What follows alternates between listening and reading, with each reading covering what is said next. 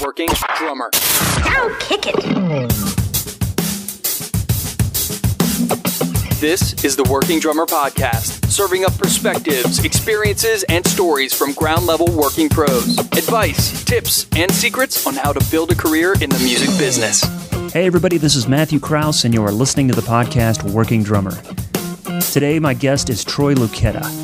For the past 20 years, Troy has been the drummer for the multi-platinum rock band Tesla, who he still tours with to this day. Along with his wife, Troy has become passionately involved in the creation of a website and organization called A Song for Wellness. Their goal is to simply provide all the information and resources you would need to live healthy and fight major diseases like cancer through the power of nutrition. Most recently, Troy was poised to tour with the great Keith Emerson before his untimely death earlier this year. Troy will be one of the powerhouse drummers at the Keith Emerson tribute concert at the El Rey Theater in LA, May 28th. 2016. As always, you can find us on workingdrummer.net, where you can find out more information about this podcast and others. You can follow us on Facebook, Twitter, Instagram. You can go to iTunes and you can download or stream new episodes. When you're on iTunes, it helps us expand and grow if you leave a comment or rate the podcast. We're sponsored today by Aquarian Drumheads, makers of the Aquarian Multi-Purpose Super Pad, both the great feeling pad for quiet practice and responsive drum mute for low-volume music making. Every drummer needs to turn down the volume sometime. The Super Pad by Aquarian Drumheads can keep the drummer playing all of the time. Check out the Super Pad and the full line of Aquarian heads and accessories at aquariandrumheads.com. So let's get to it. Here is Troy Luccketta. Rocking for Wellness is what we started as, and we changed the name to A Song for Wellness. It's .org. ASONG, the number 4, wellness.org. My wife launched the site New Year's this year. Previous to little backstory on Rocking for Wellness is 3.5 years ago, my wife's sister had gotten sick with colon cancer. So a friend of mine who from childhood was married to her sister, and I didn't know my wife at the time. And what happened was myself and a couple guys went down, the guitar player for Y&T, John Nyman, and a friend of mine, Eric Westfall. We just showed up to play a little music at a benefit at the church. Mm-hmm. And prior to Debbie getting sick with her colon cancer, my friend Rick, I said to Rick, when he called me and told me what was going on, I said, call my sister. I said, she knows a lot about wellness, and she does this thing with pH, and there might be some information there that you might be interested in. Yeah. So he got a hold of my sister. He called me back. He says, man, your sister's so amazing. She's been coming over. She's been bringing us this alkaline water, and she's been teaching us about pH and alkalinity, and I've been researching all this information. So his wife had chosen to go down the homeopathic, natural road.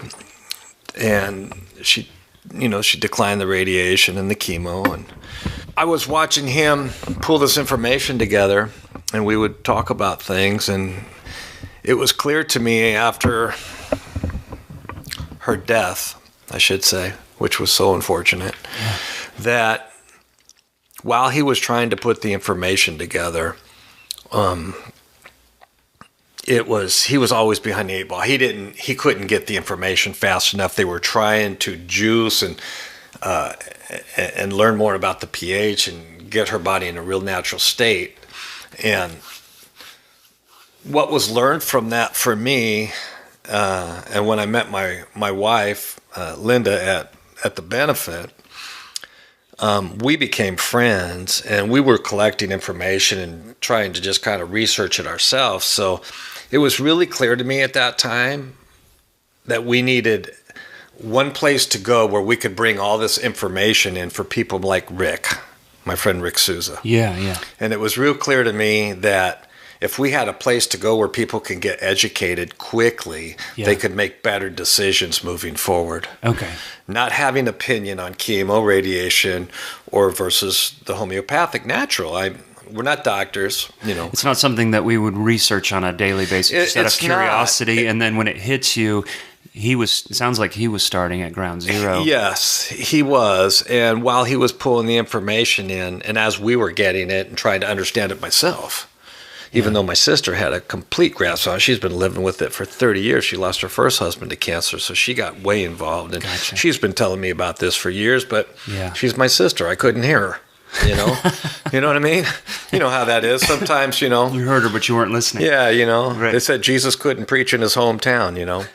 And so what I'm saying is, it was really apparent that we needed to do something. So my wife and I came together. She was just my friend at the time. And we decided that we wanted to help them and pull this information together. So before her passing, you know, we were working real hard to get this together. And we decided to start this Rocking for Wellness. Mm-hmm. And while we were doing this and collecting this information, and I got with Dwayne Surface, he does the Tesla website. And I contacted Dwayne. I said, Dwayne, I need some help. Could you please give me a hand? And I had another friend of mine, Eric Fredericks. And I talked to Eric, and I was just trying to get a couple of us together where we could kind of get on the same page, and I could get some outside help as well moving forward. Mm-hmm. And because I didn't have the money, really, quite honestly, to be funding everything and building a website and paying people and doing things, and we weren't in a position to raise money for that. So my friend Eric, God bless him, he was writing the checks to get it done, to get the website done. And so Dwayne, even though he was very gracious with his time and his talent, you know, I wanted to make sure he was still getting paid for what he was doing while we were trying to figure and put this thing together. And it was my vision for the website. When you go to a songforwellness.org, what you'll see is my vision. That's what it is. It's something that was very clear to me what we needed to do. And over the last 3 years, while we've been collecting all this information, we've done lots of fundraisers for different people for different events. Mm-hmm. And we can talk about some of those as well. But what it was for me, I always believed it's about the website. It's about the website. We got to have the information on the website so people can get to it and start, you know. And it's been such a challenge to, while we're collecting the information, what do you put up? Would you lose this person at this point? How much time do we have with somebody on this website? Because people get bored, and we know what that is. But people that are sick in stage 4 might have a little stronger interest and stay there and really research. Or family members. Or family, anybody. Yeah, right, and exactly. At this point, it's for everybody. This is for the world, as we know it, because we have problems with the whole GMO, the pesticides, all the processed foods. We already know what the problem is. I know what the problem is. I figured that out. It took a while, but I didn't figure it out for a long time. I ate at every fast food junk restaurant every day, 3 times a day probably. Wow. I'm telling you, pizza on the bus, you know. Oh, yeah. You know, after show, and all that stuff, you know, and just did it for ever, my whole life. I mean, and it wasn't until I started learning about what I needed to change for myself and the issues I was having, just, you know, not even relating it. So we have that website up now. There's a lot of great information, and we are a work in progress that's not going away. I have 10 acres here in the Nashville area. Mm-hmm. I'm building a little amphitheater. I'll say that lightly, but it'll be a full stage, you know, probably 40 by 60. Yeah. You did the air quotes. Yeah. But, you know, I've got enough property, and I've started working on it, and I've got the vision, and I hired an architect, and we're working on the plans right now. And I have a long-term, you know, purpose, you know. That's going to promote what you guys It's going to promote everything about who we are in terms of wellness as far as pH and alkalinity. And we're not going to not capitalize. We're not going, that's the wrong word. We're not going to single out the problems. people are going to have to figure that out when it comes to food, the companies, who's doing what.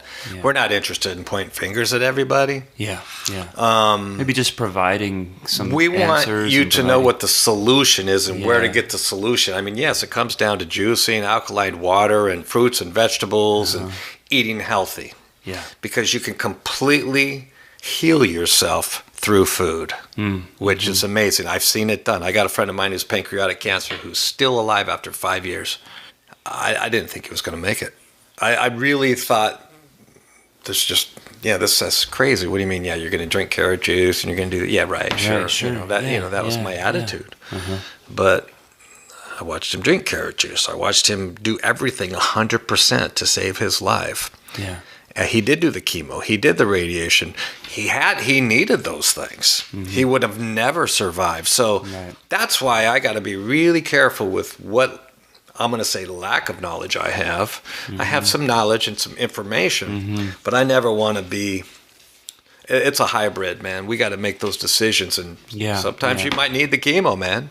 Yeah, you might need to jump in, and I don't know. I'm not gonna. I don't have an opinion on that. Sure. You know, but I do know one thing: you need the fruits and the vegetables, and you need to alkaline yourself if you know, and that will help your body heal itself. Yeah, it's kind of like a renewing of the mind, and that's what we need. It's old information out, new information in, But what's so nice is the awareness is so much larger than it was 2 years ago. I'm telling you, when I started this, we got busy. We've come so far in the last couple of years. That's awesome. I go into the grocery stores. I see what's going on. People know, and that's exciting. And we'll put a link on our website and all that stuff. And and I could talk about this stuff for a long, long time. And for the listeners out there, I know we want to talk about some other things. Well, just to clarify and just to make sure that people know, and there'll be a link that they can go to from the website in your description there that they can just click on it and go to. Yeah. But A Song for Wellness, and the 4 is the number 4. A Song for Wellness.org. Correct. O-R-G.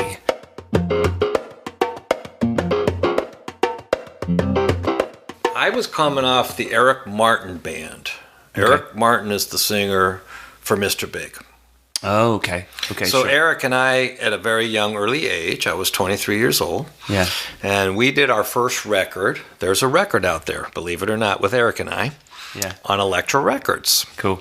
And it's called Sucker for a Pretty Face. There's 2 videos. Yeah. Ran on MTV back in the day, early. I mean,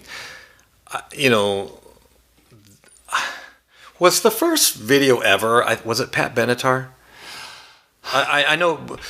I can't remember if it was either Video Killed the Radio Star or In the Air Tonight. Really? Okay, because I know Pat was in maybe the first top 5 too. I think so. I bet. But I do. Somebody will correct us. I remember when MTV came out, and I thought, well, this is cool. Yeah. And but I remember we ended up on there for a little bit. At the things were so different. It was a new format, and they're trying things. So we actually got on there and got played while they were, a light rotation. But we didn't have a radio hit. The thing was, when the record came out, Sucker for a Pretty Face, we made a video for. And then there was a song called Don't Stop, and we made a video for that as well. Herbie Herbert managed Journey. Mm-hmm.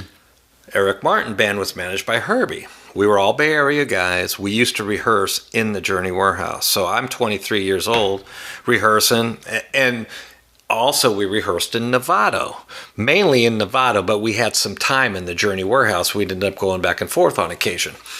And so one night I ran into Steve at there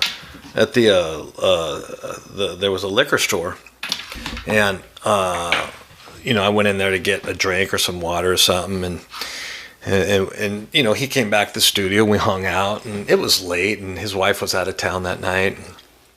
We went back to his house, and we hung out, and it was so cool because at the time, Journey was, they're still Journey. They're still huge. This but again? 1983. Yeah, for sure. I'm 23. Okay. Years old. We hadn't even made the first Eric Martin record yet. So, but And I knew, the first time I seen Steve Smith was with Ronnie Montrose. Oh, wow. Yeah, at the old Waldorf. Oh my God, it was so phenomenal. Love Steve, love his playing, love everything about who he is and what he's done.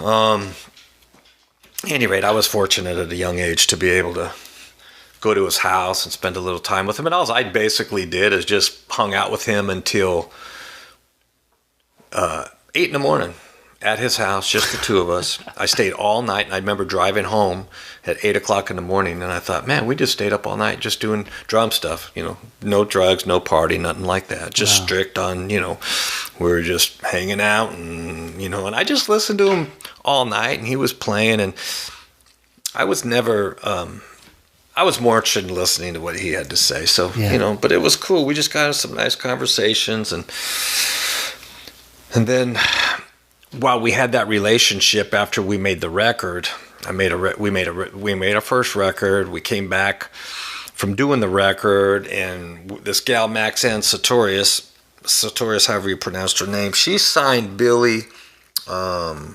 Stroke. Billy Squier? Billy Squier, excuse me. Yeah. And I remember that was her big claim to fame at the time. And for us, we went and made the record. We came back. Well, the company went through a little transition from West Coast to East Coast. They shut down the LA offices. And so we lost her. We had no representation. And I got brain dead on this producer. Oh my goodness, he produced Motley and Cheap Trick, and oh my God, he became the staff producer over there. Any rate, point being, he wanted Eric Martin Band to go back in and re-record the record with him, and we decided to decline, but we did go back and do 2 songs on his behalf, and Steve lent me one of his Sonar kits. I took Steve's bingo kit with me and recorded with it. Yeah. And thank you, Steve. Again, very young, inspired drummer. With Steve is definitely Steve's everybody's hero to this day, absolutely. But at any rate, so that was being in the area, getting a chance to make my first record. We did, we went out and toured with Journey, and we went to Hawaii. We did like 5 sold out shows. Journey was sold out. We were the opening band. It could have been anybody, but they had 5 sold out shows, and Herbie put us out there with them in Hawaii at the Blaisdell Center. And it was awesome. We spent a week there, and, Steve used to sit behind me every night. Wow. Oh, man, it was amazing. And I'd be playing, and I'd turn around, and he'd just be warming up. Yeah. And he really enjoyed my playing. He enjoyed the record. He let me know that. It was very, very cool. Yeah. Made me feel really secure for somebody that wasn't secure. I was very insecure about my playing. Sure. Especially when you had him and Gad and Procaro and those guys running around.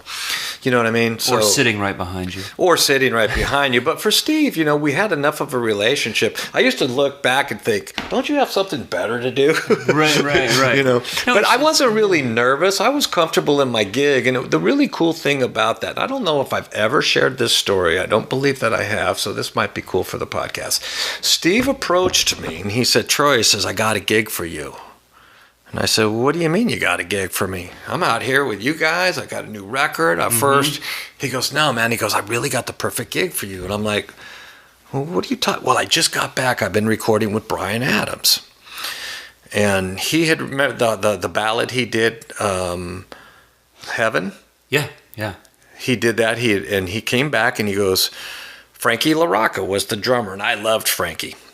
And but I don't know what was going on there. But he said, Troy, man, I really think you'd be perfect. And I'm like, I got to be honest with you, Steve, man. I had no confidence. I didn't think he was right. I couldn't have delivered just because I didn't believe it. Mm-hmm. You know what I mean? So, and I was secure in my gig that I didn't want to take a chance to go try for something else. Maybe he knew that we were going to end up splitting up. Maybe he had some inside information on what was getting ready to happen, because it was shortly not too long after that, we disbanded. But that's a common scenario, though. Decisions have to be made, and it's hard to know. It's like, do you jump ship on something that you're involved No, in? I wouldn't. I couldn't. I was not comfortable with my playing ability to fulfill that gig. Looking back at it, I think he could have been right. I think I probably could have been just fine. But my mental, I wasn't there mentally. Plus wasn't that I couldn't play the music. It was more about where my headspace was. You're 23 years old, man. You know what I mean? That's I was still pretty young. Right. But I mean, the fact that he saw me that way, that was the beautiful part of that story. That alone. So that was the beautiful thing that happened. And so that was the very first record I ever made. You can research it. There's videos. We did American Bandstand, and so before Mr. Big and before Tesla, there was the Eric Martin Band, Sucker for a Pretty Face. It's fun to look up, and it's cool. And the fact that I got to do the Dick Clark thing was very cool.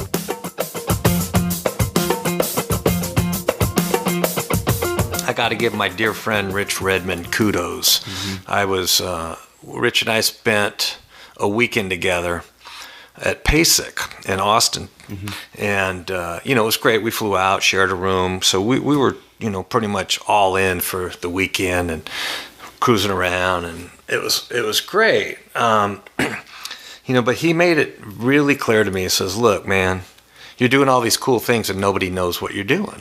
Yeah. And he says, you really need a Facebook. So Chris Cohen, his guy, he turned me on to, Rich has turned me on to a lot of wonderful people. Thank you, Rich. So I got with Chris, and he posted for me for probably the first year, maybe. I don't even know how long it was, but you had somebody post for you. I did, just to get some stuff going, Yeah. and it wasn't something I was really interested in. I didn't know how I felt about it. And I posted a couple times a week, and then we'd fall short because I think Chris would get tired of bugging me and me not sending him stuff and me being lame about it. And I even remember one time even saying to Rich, I sent him a thing like, man, watch, I'm going to figure this out. I'm going to start kicking some ass. And I probably didn't do nothing, and probably started posting once a month or twice. And what I've come to find out is if you look at my Facebook, I post very rarely. I post some of the more major things to me that have had great importance. I haven't posted probably a whole lot on the Tesla thing. Do you have people that do that for the band? Well, the Tesla has theirs. We have it for TeslaTheBand.com, by the way, and there is a Facebook page. But I guess what I'm getting at is I really had, I've been working a lot and doing a lot of things behind the scene. I've owned 4 recording studios. I've worked with a number of people. I've probably done 36 records in the last couple of years that nobody knows about. I don't have a website. But I decided Rich is right. I need to find a balance. I need to find out who I am in this. Quite honestly, I've been a little intimidated with some of it. I've never been comfortable in my growing up years because of my lack of education in drumming. In the sense that I didn't go to Berkeley, I didn't go to North Texas, I didn't have those things behind me. So I was getting with people and studying, and I took a friend of mine, Steve Bellino, back in the late 70s, took me through Ted Reed, which was great. So I got some a little bit of reading behind me, and I started looking at some books and picked up Louis Bellson's book and picked up just little things where I could grab information and I could decipher through the notes, and I understand my note rates, and so as I was putting knowledge together and learning how to play on practice pads and work with the metronome and do all these things and record, because I've been recording since I was at least 17 years old, really. I was in the studio working.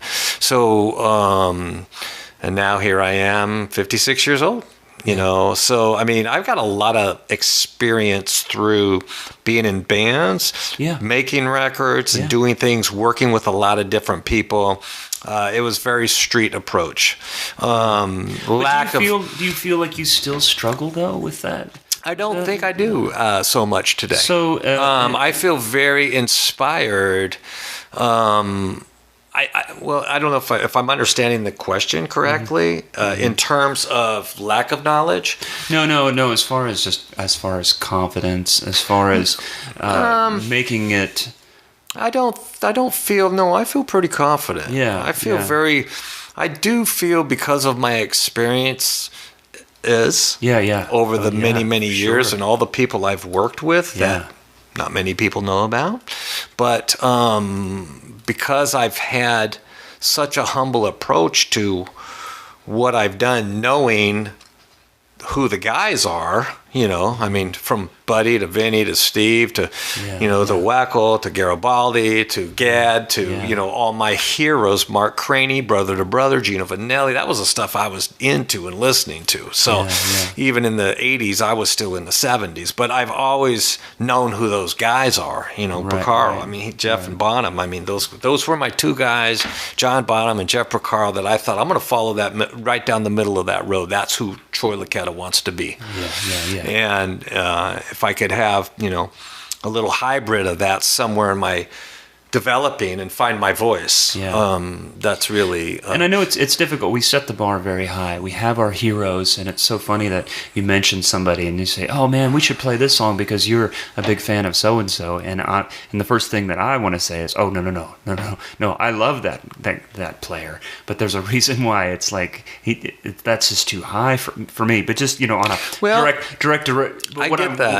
What I'm saying is that in it kind of as a reason to promote yourself, or like as we get into this era of social media, and I think that's what Rich was trying to encourage you to say, man, Troy, you should have your Facebook page, you should post things, and does that involve Twitter or Instagram? And there's a lot of those. I don't know Twitter, I don't know Instagram, I don't know anything about that. I've never done any of that stuff. And so it's just interesting that I think that if I didn't play music and I didn't have the podcast, I probably wouldn't do any of that stuff. But not because I think it's difficult, especially if you're taking a humble approach to what you do and you very, very much respect the history and the players that you admire. That's a nice way to put it. Thank you. You know what I'm saying? That you're like, well, I'm working and I'm learning all the time. I'm at this age. You know what I'm sorry, I don't mean to cut you off. No, sure. This morning, that's how I spent my morning. I got up at 6, and I'm always up usually at 6. Wow. Oh, yeah. I go to bed after midnight. This is me. This is what I do. Yeah. But I asked my wife this morning if she'd take my daughter to school because I had something I needed to work on. Well, I happened to be getting ready to be part of this Keith Emerson tribute that I'm sure we'll get a chance to talk about. Yeah. And I know we're going to talk about Tesla, and there's just so much. Sure. But I spent the morning working on a small little piece of music that I'll be playing and just really zeroing in, playing a waltz, 1 and 2 and 3 4 bass drum, 1 and hi-hat and just doing the waltz with my feet and practicing this marching waltzy kind of thing that's in the song. Yeah. Realizing I wasn't comfortable playing that. I'm like, I never play that stuff. Yeah, it's like, but I'm getting so much out of it. And I mean, I was so excited I got it, and I videotaped myself playing it this morning. I'm like, wow, I got it. I mean, and I started on it last night, and I was thinking, I don't know if I could really pull this off. So were you on pads, or were you on... I'm on my kit and pads. I got both. Okay. And I got my metronome, and I've learned... It's the song's Tarkus, and it's a 20-minute piece of music by Keith ALP. So I'm listening to all of Carl's stuff. I'm listening to Tony Pio live in Moscow. Unfortunately, I can't find a lot on Cozy Pal. And then I did a version with 3 Fates with the orchestra with Keith a few years ago in Germany. And I have my version. And my version's a slower, different version than their versions. And I'm just taking what I want to do this time around playing this music live is to really have more information. Because I already did my version of it on the Three Phase project, and I didn't really get to do my version because I only got to play the song a couple times with a couple rehearsals, and it was an incredible amount of information to put together and be a part of, and the fact that I did it, to this day I can still hardly believe it. But point being, I'm not done. I've got so much inside of me, and Rich is right. Coming back to Rich Redmond, he is correct. I need to do these things. It's important, and I need to let people know what I'm doing. For a lot of reasons. All the drum companies that I support, they need to know. I mean, I need to get the website. So I'm a work in progress, but I can assure you, over the next couple of years, you're going to see and hear a lot more from me. Well, and hopefully this will help. The podcast will. So anyway, on that note, and you were practicing because you've been working with Keith Emerson off and on. For how long? Well, you did some work. What it is we all know what happened. And at this point, most of us do. Very sadly, now there's this tribute concert May 28th. There's a flyer for on my Facebook. So it's going to be probably a 2.5 hour tribute concert at the El Rey Theater in Los Angeles. And the performers, I mean, speaking of, the intimidation factor, I'm kind of over that. Been in there doing it long enough, because you got Bissonette, you got Joe Travers, who's a phenomenal drummer, did Zappa Plays Zappa. And then you got Vinny. So, and matter of fact, Mark called me the other day. He's like, hey man, Vinny called. He says he really wants to be a part of this. So I gave up a couple more songs. Absolutely. Be happy to give some more tracks for Vinny to be a part of it, and I think Bissonette probably gave up a couple too, because we're sharing in the show. And Tarkus alone is 22 minutes. It's like 5 songs.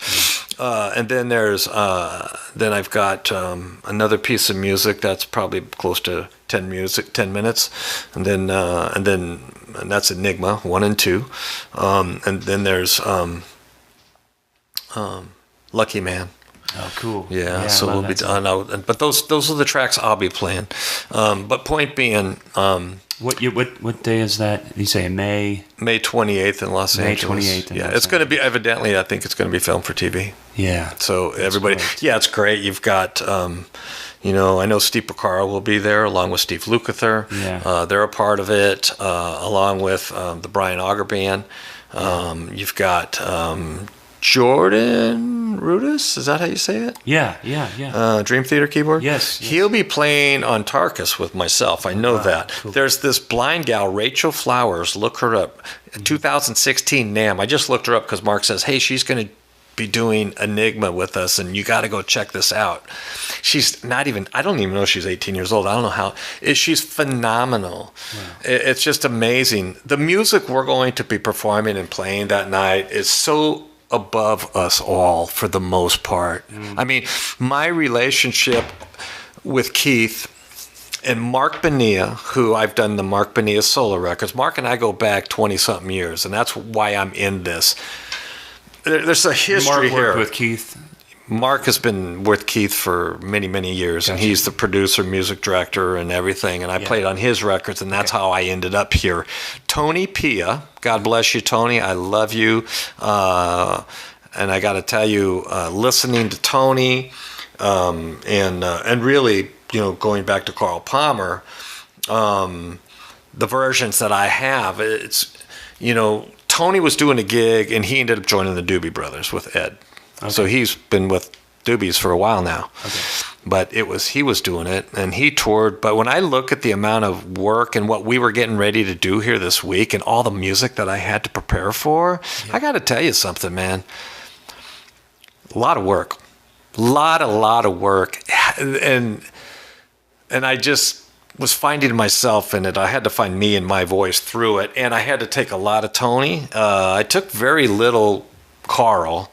If I took anything from anybody, if I was taking most of the information, it was probably from Tony, Greg Bissonette. He did the last studio record before myself. I did the last record with the orchestra. That was the last record. I see. And it's a phenomenal piece of work. We did it in Germany with the Philharmonic Orchestra, and it's just insanely great. And I couldn't be more proud of myself, and I tribute and give God and Jesus all the credit, because that's who I am, and that's what I love, and that's where it came from, and I believe that wholeheartedly. And, you know, the fact that I was able to be a part of it and do it, because it's such an intimidating situation to be in, going in with a full orchestra.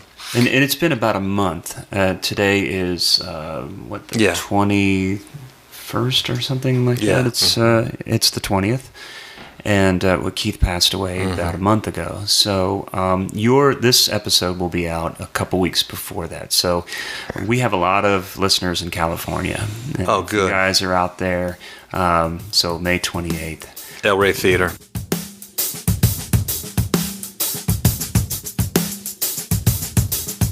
Tesla is getting ready to kick it off. We've got, I think, 60 shows this year with REO Speedwagon and Def Leppard. Last year, we did 70 shows with Def Leppard and Styx. Yeah. So that was a beautiful combination. That went really great. That's happening. We're starting. I leave the end of next week. And you can catch us on the road. Unfortunately, we won't be here in Nashville because we did Bridgestone last year, which won't take us here, I don't think, this year. I didn't see it anywhere on the schedule. But I mean, I don't know how much and what there is to talk about. The whole Tesla thing is 30 years, our 30th year anniversary. We've got a new record coming out. Phil Collin, guitar player for Def Leppard. We just did a track with him. He's producing our new record. Okay. They're all, I mean, a lot of people love Tesla.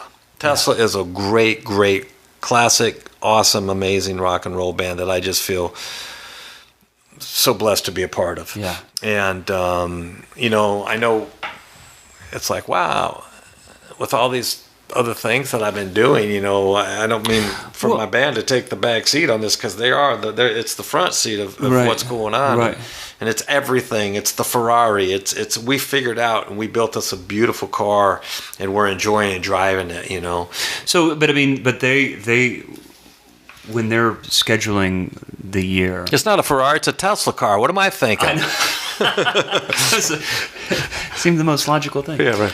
When you guys are planning your year, this is where you have to focus your attention. Do you work around what Tesla does? I do. Or are they flexible with They're different cool, projects? you know. Everybody has side projects, bands, and different things they do. And when I was going to put this, I mean, I called Brian and Frank and everybody and said, hey, you know, I want to do this Emerson thing, you know, go to Japan, and they helped me with the schedule. Everybody was cool about it. So we worked that out. I had to, you know, obviously Tesla is my first priority, period. End of story. And we have such a beautiful relationship as a band that's awesome. That we're all very close. We figured out how to tour and do this. There hasn't been even 1 ounce of alcohol in, I don't know if it's 14 or 15 years. You won't find a beer backstage, no drugs, nothing. We figured it out. I'm 23 years sober. The band operates on a platform and a level of high functioning guys that figured it out, how to stay together, how to love each other through the many divorces we've had with each other through the time. You know, I mean, I don't know how many times we've gotten sick of each other and been through it. It's a marriage with 5 guys. Oh, right. Totally. You know, it's. But I mean, was that? I was going to say, was there something? What's the trick? What's the trick? Is respect. Listening, paying attention, stopping the childish behaviors, you know, being respectful and hearing that other person and listening what they have to say when they have something to say about you that isn't in your favor and what their problem is with you. And you listening and taking accountability for yourself and saying, wow, man, I'm going to make a change within myself, because really the problem's not them, it's me. Right. So it's got to start with self. And when we can look in the mirror and we can change the things that person has a problem with you in, and not judge them. Yeah. You know. Yeah. So we learned how to do that and figured it out. That's awesome. Everybody has really done that. And I know through all the bands that are out there that haven't experienced and haven't figured it out, knowing who those bands are and how lucky we are that we have figured it out. Yeah. That's pretty cool. It's difficult, and people describe bands as very much a marriage, and it's very true. You experience so much time together. I spend more time with the band that I'm in than I do my own family. Mm-hmm. And you travel together, and you go through difficult days and weeks and months together, whether it's personal or just the rigors of the road, all those things, and it can wear on you, and you can wake up with 4 hours of sleep and just be in a pissy mood. Mm-hmm. And when other elements are there, whether it's trouble at home, I mean, it can affect so much. And I think respect, you talked about keeping the alcohol away and being sober. I got sober. That was their choice. They figured that out, Yeah. They decided, hey, we don't want anything out here, man. This is a job. Let's make it a job. Yeah. I mean, for a lot of us, it's a party. And back in the day, it used to be a party. Right, we were in it, man. I mean, we went through it. I got plenty of those stories, but we'll stay away from that. But I know what you're saying, because you guys, you started in 1985? Yep. Yeah. So it's been a long time, and it's pretty amazing. I want to talk about how many 7 studio records you guys have done? Do you know? That's a good question. 8 or 9, maybe? I don't know. Okay. Let me see. Mechanical, Great Radio, 5-Man Acoustical, Psychotic Supper, Bust a Nut, Into the Now, Forevermore, the last record we just put out. That's 8. Yeah, there's 8 studio albums that I know of. Maybe there might even be a 9th one I forgot. Who knows? That's pretty amazing. Yeah, man. 30 years and 16 million records. There's so often times that we'll go to a concert and you're waiting for that hit. You're waiting for, a lot of people want to hear the band play the couple hits, then whatever. And that when that song came out in, whatever year, how many years ago, because we've all played gigs where, man, do I have to play this song again?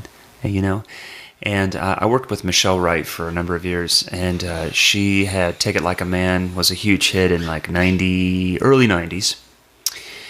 And I asked her about that. I said, you have to play this song at every show, even her Christmas concerts. You have to play that song. And she goes, I enjoy playing it. It changed my life. That song changed my life, and it's an honor to perform that because it's helped my career.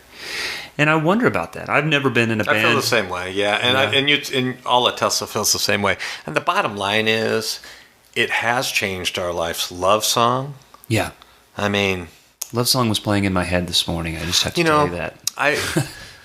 When I look at that, I look at Signs, Modern Day Cowboy, The Way It Is, No Way Out. I mean, we've got we've got a lot of radio behind us and a lot of years of that history, and it hit me when we got back together after we broke up in '96. We broke up for about 4 years, and then we got back together in 2000, and we did a show, and we sat down and I'm listening, and then What You Give. I'm just like, man, we got quite a legacy behind us. Not even realizing and thinking about it, but I don't get back to your. I don't get tired of it. We don't get tired of it. I mean, and the cool part is it's new for a lot of the people out there hearing it for the first time or seeing us. We got all this new audience. These young kids and people, and people are discovering the band, and so. It's, there might have been a time every now and then where it's like, but I don't know. I don't know. I can't say that. I mean, my head can be in and out of the game at times, Of course, I mean, sometimes I'm up there playing and I'm freaking mowing my lawn on my tractor. I'm like, dude, get off the tractor and get back in the show. Sure. Well, can we talk about the band breaking up and getting back together? Sure. What surrounded that? It was 1995. And we broke up in 96. The last year, we were a 4-piece because we lost Tommy Schio, our guitar player. And so we just went out as a 4-piece. And what happened was, after touring for a year as a 4-piece, Jeff was not in his best shape. And, it was before we were operating from a point of sobriety and being together. And it kind of, I was clean and sober at the time, just a few years at the time. But But the band was, not 100%, and because of that and the wearing and the ongoing jams, I mean, we decided, we were a 2-guitar band. We really needed both guitars to perform. So we took a more of a Led Zeppelin approach, jamming songs longer and, and being inspired. And, what was 5-minute song turned into a 15-minute song. And, it's coming at you live, that's what would happen with that. And, you had drum solos, guitar solos, and, we were kind of living our fantasy, jamming, because we were more of a structured band, song band. So at the end of it, it was enough for our singer. Jeff's just like, man, and he had we had a point where we were playing in Vegas at the Hilton, and he had no voice. He was done, and we played a couple songs, and he couldn't even talk that day. He made an effort to go out and try, but that was it. We just went backstage and talked and realized that it had ran its course, and we'd been on the road for 10 years, and we took a break. It wasn't ugly or anything. It was just like, it's time, man. So, I came home, and my son was just going into high school, and I had, these are all the little things that you might find interesting, because here's Tesla's breaking up.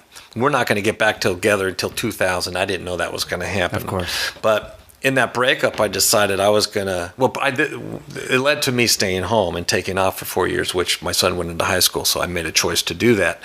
But the cool thing was, while I was home, I got a phone call to go audition for John Mellencamp. Oh, wow. Yeah, cool story.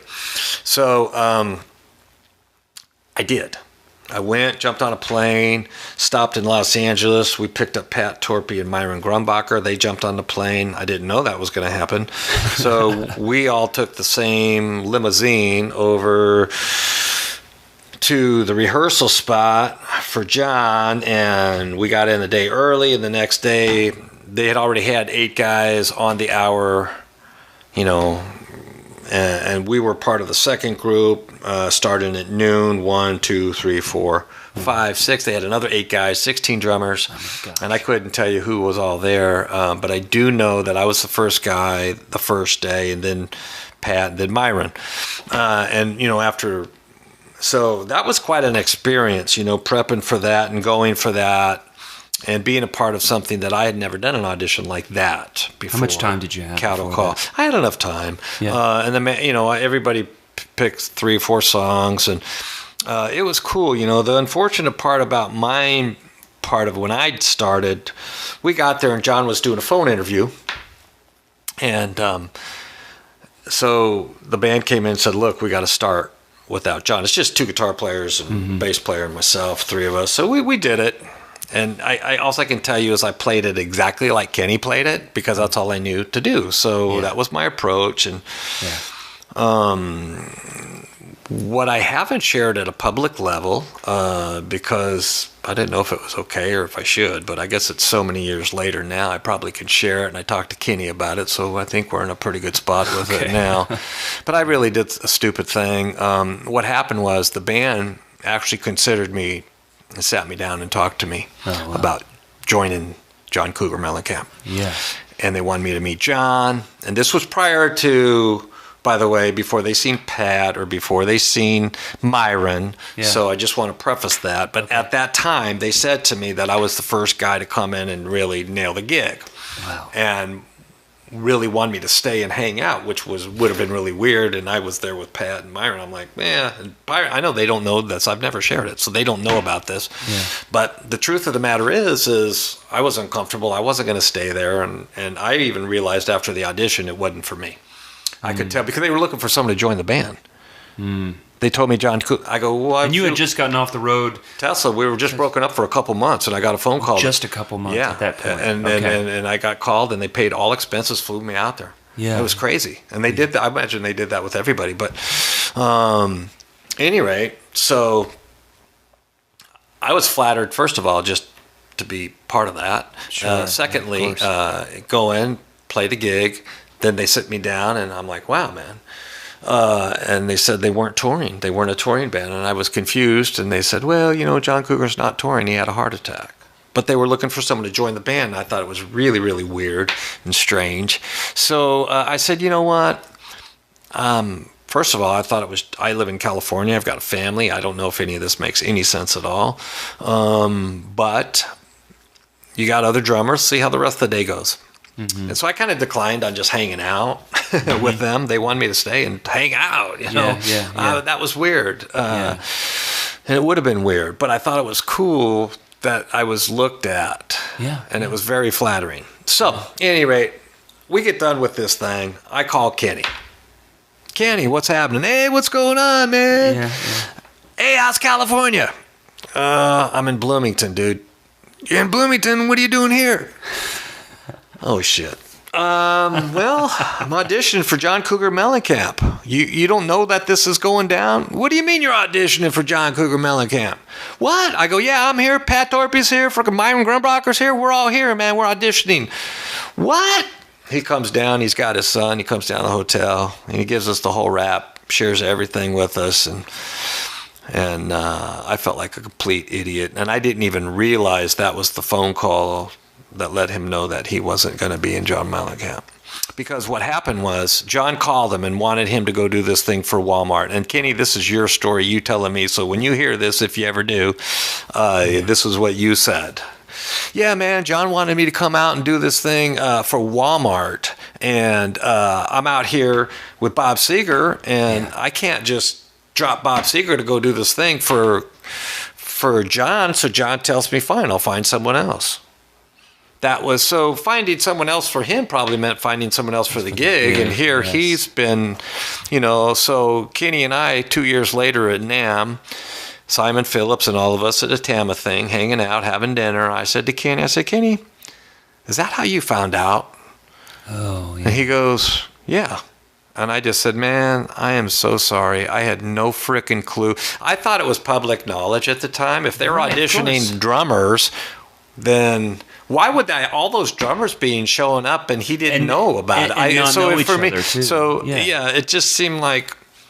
So, at any rate, that's a little insight on that story. Yeah. And I hope to sit down with Kenny again someday and visit more about that. But it was the best thing, like he said, that ever happened to him. Look what happened to Kenny Aronoff after that. And Kenny's the guy. We love you, Kenny, man. We all aspire to be you, man. Another freaking, his power workout, by the way, Kenny changed a lot of things for me too, taking those 13 hand patterns. And, all these little things I've had time to spend to get to know different players and do things. Right. And that's been my education through music, has been playing music. Well, that's one of the questions I was gonna get to is like, how do you continue to grow? I mean, it's got to be. I think there are situations that they're in a successful band, they have a career that's been around a few things, and it's kind of like. I'll tell you what happened. 96, Tesla breaks up. I call Steve Smith. Steve Smith says, Troy, I'm too busy because I want to study with Steve. And he says, I want you to call Rob Hart. He's a graduate from, Berklee School of Music. He's a great drummer, great teacher. I call Rob Hart. Tesla just broke up. The next week, I'm in lessons for the next year. I took classical piano for a year. Were you doing gigs, sessions? Yeah, I was doing gigs and sessions and some records and different things. I kept that going, but I made a decision that Satriani. Then I got 2 weeks later, Satriani. I got a call to go out with Satriani. Jeez. True story, and be the double drummer to Jeff, which I didn't know at the time, and that was a 2-man audition. Jonathan Mover recommended me, quick story, and Jonathan and I just talked about it recently. But he recommended me for the gig. Mick Brigden, who manages Joe to this day, called me and said, hey, come on down. I said, no, I did a cattle call. I'm not interested. That was 2 weeks after the Mellencamp thing. Oh, my gosh. And I was in the studio with Mariah Carey's guitar player, something black, and the bass player Rolly Sally from Chris Isaac, and we were in the producer with Bob Johnston, who did Highway Highway 61, is that the record? Bob Dylan. Anyway, Okay. yeah. And he used to be out here in Nashville, and that's where I think he came from at the time. But at any rate, I was doing a session. I was doing this thing, and it was really cool because it was like, wow, man, just came out this Tesla thing. I'm getting phone calls. I started teaching. I had 25 students. Wow. I mean, I was taking lessons. This is how I did it. Yeah. I came home, man. When I got off Tesla, I came in. Tesla broke up that night I told you about. Yeah. The next day, I already had by noon. I got off at 10:30 in the morning. Flew into Oakland. I already had an appointment. Secured a building by 12 noon, started my teaching practice, started studying with, every week I took a year of lessons with Rob Hart. I showed up for my lessons. I took a year of classical piano. I did that. I started teaching. I had 25 students, and I opened myself up to the universe.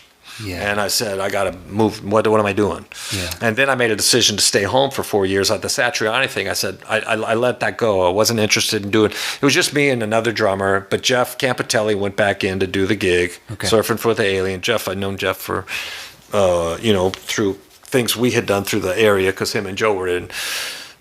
They were in the Squares together, which was in Eric Martin band. We used to play shows together back before all of this stuff. Yeah. So we had a little bit of history there. But point being, it's cool because, I made a decision to take 4 years off, and then I went back out with Eric Martin in 98 to go out with him on a tour in Japan, and I took my son at 15, 16 years old, brought him with me on a 3-week tour.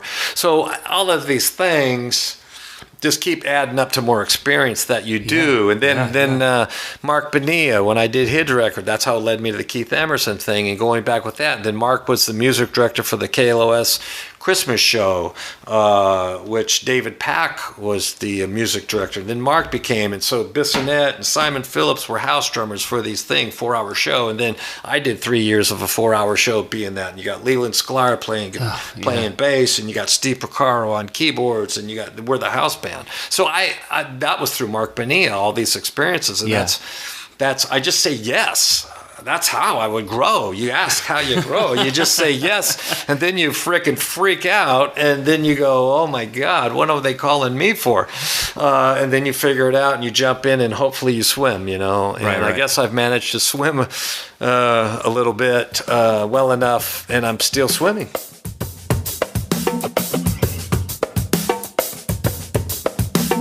Tesla got back together. We took those 4 years off, and I stayed home with my son.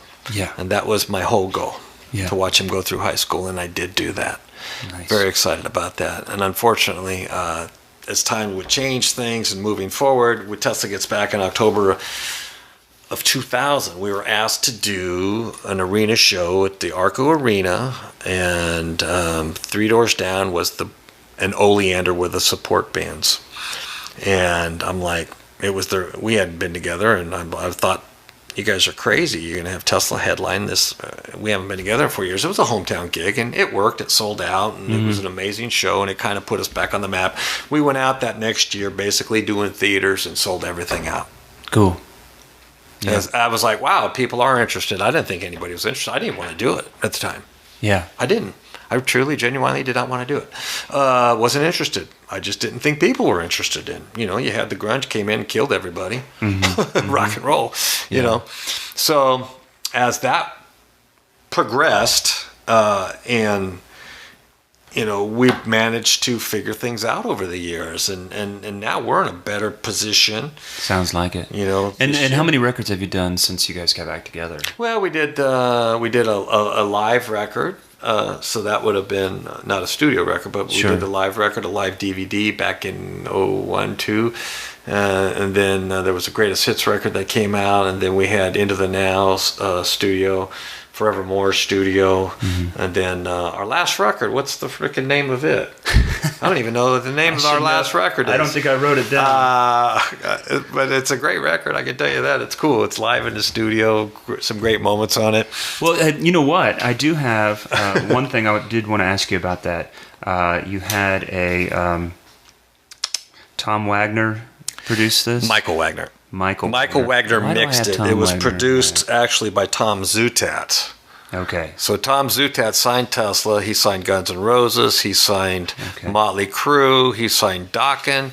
So he's got quite a history at Geffen Records back in the day. Okay. I want to geek out on drums just for a second. Cool, man. I saw a setup that you had maybe 4 or 5 years ago, but the toms, you had a 10 over here. You had, was it maybe a 12? It was an 8, and then a 10, 12. But you had 13. them. Well, that's what I got set up right now in my basement. The funny thing is that kit that you saw, the Red Sparkle kit. That was a Birch Babinga kit. Yeah. And let me tell you something. That setup is the setup I'm going to use as long as Vinny and Greg and Joe Travers are cool with it. I'll be talking to them this week because I got to send them a picture. I want the kit to work for everybody. We got to play one drum kit. It's going to be my drum set up there. Okay. For the Keith tribute. Mm-hmm. But that's the setup I chose for. So why the tom? I guess why the. Well, the thing about it is basically you have your basic everybody kit. You have one rack, 2 floors. Nashville, sometimes 1 floor. But it covers the Buddy, the John Bonhams of the world. Yeah. Okay. What it doesn't cover is the Jeff Porcaro because you don't have the 3 toms up front. For this gig, it might have been better to have the Porcaro set up, double pedal because it's the EOP thing, so there's more drums. But for Tesla, you had it set up. I did have it set up for that, and for me, because I was out there playing some of the shows with just a Bonham kit, but you'd lose. Like if we were going to do changes off a first album, which requires me to hit the 8, 10, 12, and those drums, the melodic toms, I played a little bbit more melodic parts here and there. The intro just to something as simple as Modern Day Cowboy. Bum, bum, bum, boom. That's just you hit the 10, 12, 13, which I was going, from the 14, 16, 18 or 13, 16, 18, depending on what I had up front. So now this allowed me to just have those options and have a few more colors. But it sounds like you're also creating projects. Well, yes, there's Saville Row Music, SAVILLEROW Music. That record just came out last year. And if you look at the band without that singer, it's a 3-piece. Me, Mark, and the bass player, we are the band on the Three Fates Keith Emerson project who was going to tour this year with Keith. Oh, okay. But we have a singer. That record is phenomenal. I love Saville Row. It sounds great. Love that record. Yeah. It's so good. Killer hi-hat work on one of the tracks I heard. Go to so awesome. JakeClayton.com. I've done his last 2 records. Okay. He's here in Nashville. I'm getting ready to do his new record. I mean, it goes on and on and on, which I'm so thankful. I need to, again, continue to make this. But do you feel like what's your motivation in sharing all this? Because the work is just coming in. You're busy. Why do you have to promote yourself? I feel Rich is right. Yeah. Sounds like a T-shirt. There you go. How do you like that, Mr. Redmond? Rich is right. God, I bet he'd love to see that. I might have to show up with that one.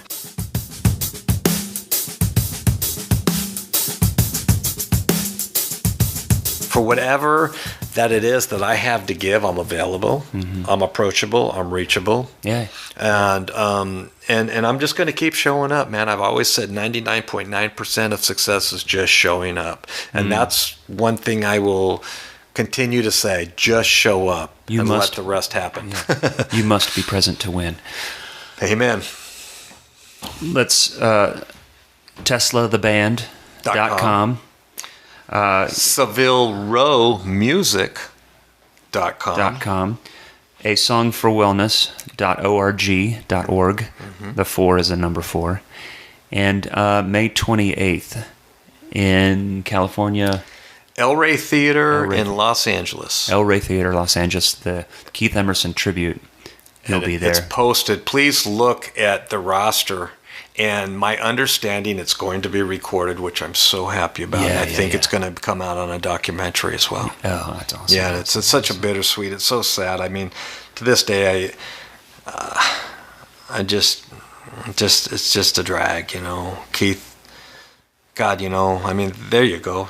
Yeah. There you go. A byproduct of of being so great that you feel that you can't measure up to yourself from what you did when you were young, and now you're 71 years of age, and we were getting ready to hit Japan.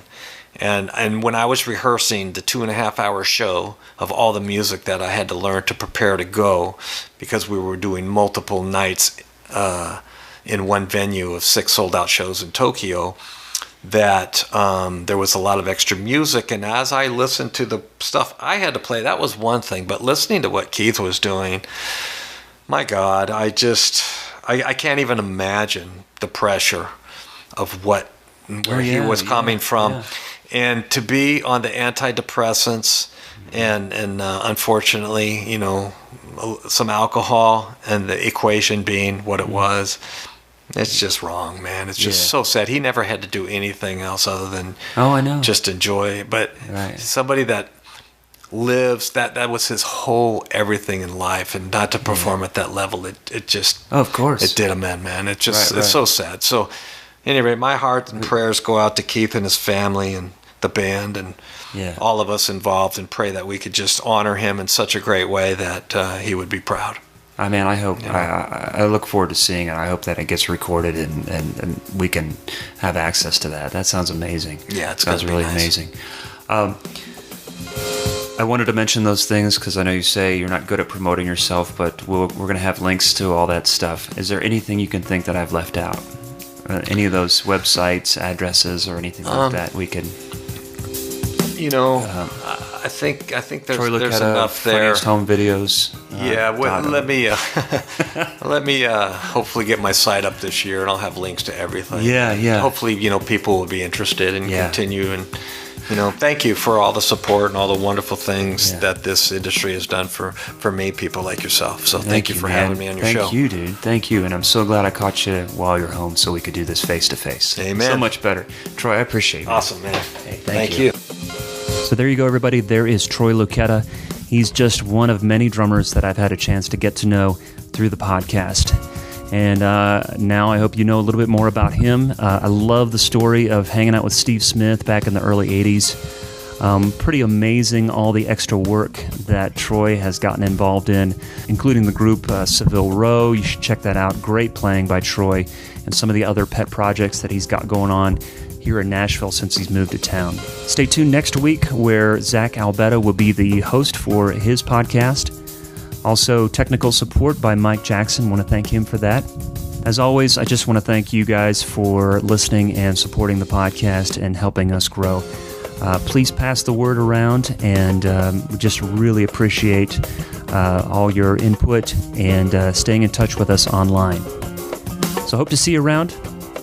Bye-bye.